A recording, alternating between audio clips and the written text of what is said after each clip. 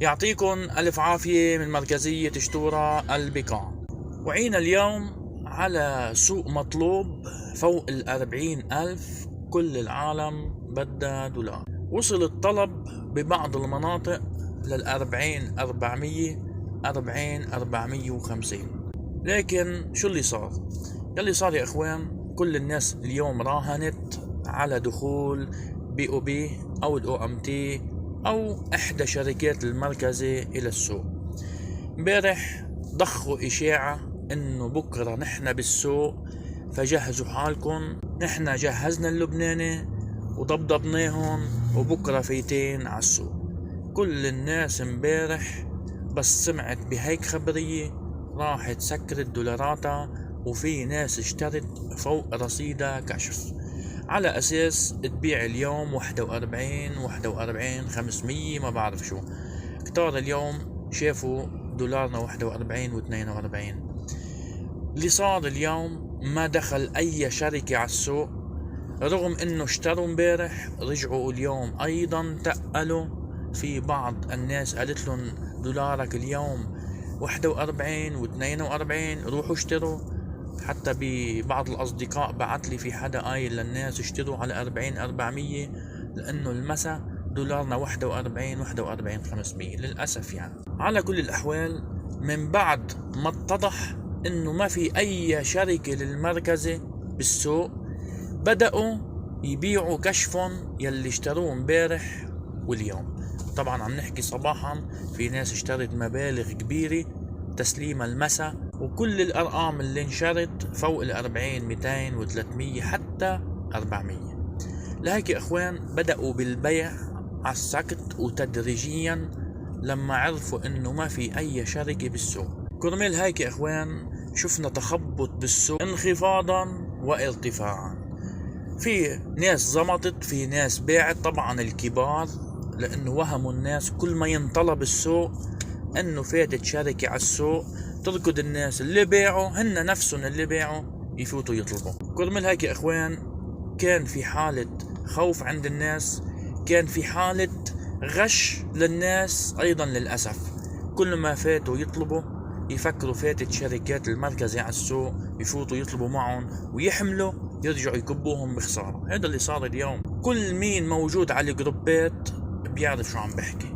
كل حدا موجود على الجروبات بيعرف انه كل العالم اللي اشترت فوق 40 باعوهم تحت 40 للأسف.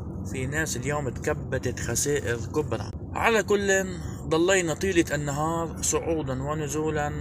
اخر شيء استقر السوق 39,600 تقريبا ببعض المناطق او اجمالي المناطق. طبعا السوق اليوم نزل بدون تعميم وبدون اي خضة بالبلد 1000 ليرة. هيدا اللي دايما منحذركن منه من المافيات اللي عم تلعب بالبلد. اذا كلمة وجهها الياس بوصعب لنائب حاكم مصرف لبنان روح جيب معلمك كلفتنا ارتفاع 2000 ليرة، لتشوفوا انه عن جد نحن ببلد مافيات. 2000 ليرة تكلف هالكلمة يفوت كل الشركات على السوق.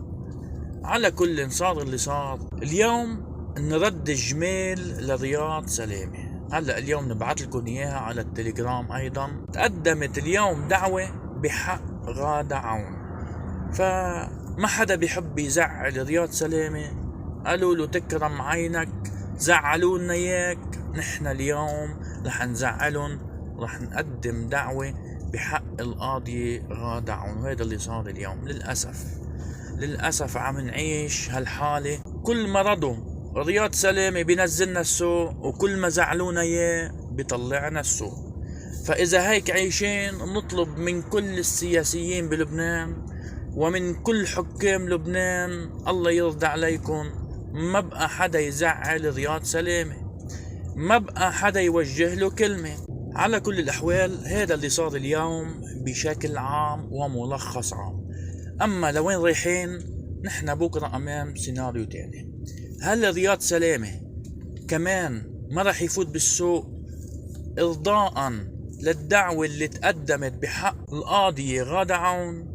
هيدا شيء بيرجع لرياض سلامة صراحة، لأنه الشركات كلنا بنعرف لما بدها تفوت على السوق ممكن نعرف قبل ساعات، ممكن قبل دقايق، ولكن من الصعب معرفة قبل بنهار، إلا بحالة وحدة بيكونوا مجهزين اللبناني قبل بنهار أو نهارين، بيكون في معلومات إنه في مركزي بكرة، جهزوا حالكم.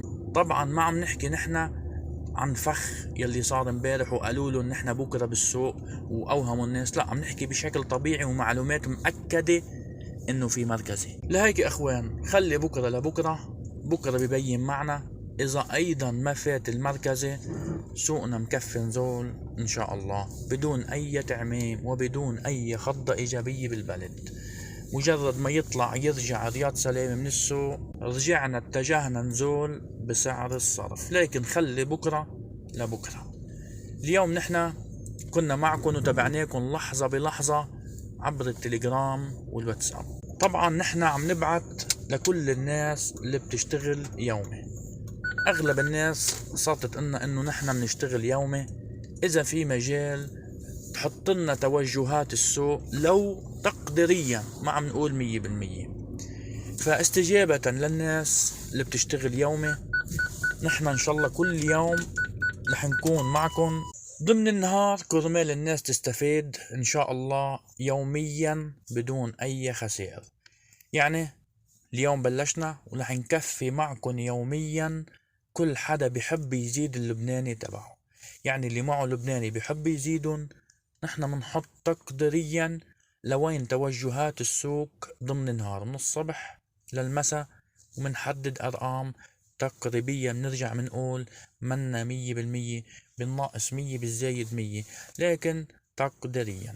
لكن يا اخوان بدنا ننتبه لشغلة، انا عم بحكي بشكل طبيعي وعملي، يعني انا ماني مسؤول عن اي تعميم بيصدر او اي خضات او اي اخبار بتطلع تلغى كل التحليل اليومي والشغل اليومي. يعني يا اخوان انا بشكل عملي وطبيعي منحدد مسار السوق يوميا بشكل تقريبي، ولكن لست مسؤول عن اي تعميم بيصدر او اي اخبار بتغير مسار السوق.